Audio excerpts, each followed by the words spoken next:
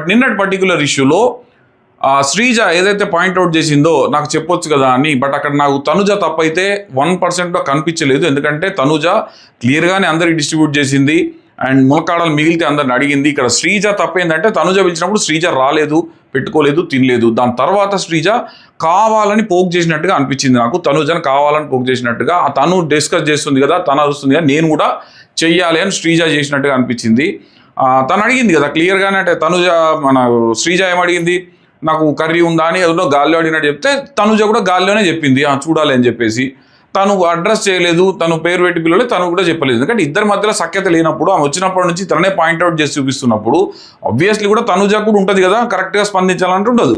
So మన తనుజను రోజు తప్పు కొడుతున్నాం అంటే తప్పు ఉన్న రోజు తప్పు కొడతాం, తప్పు లేని రోజు తనుజను తప్పు కొట్టాల్సిన పని లేదు, ఎవరిని తప్పు కొట్టాల్సిన పని లేదు.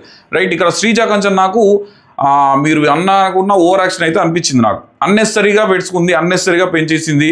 నాకు చెప్పొచ్చు కదా అంటే వీళ్ళు చెప్తానే ఉన్నారు, మీకు చెప్పింది, తను చెప్పారు, వాళ్ళందరూ చెప్పారు, ఫుడ్ వెతుకుతుంది, చూస్తుంది అని కూడా చెప్పారు ఇక్కడ క్లియర్గా. ఎవరు మన పవన్ కానీ శ్రీనివాస్ కానీ వీళ్ళు చెప్తానే ఉన్నారు. అయినా కూడా శ్రీజ కావాలని ప్రొలాంగ్ చేసినట్టే అనిపించింది.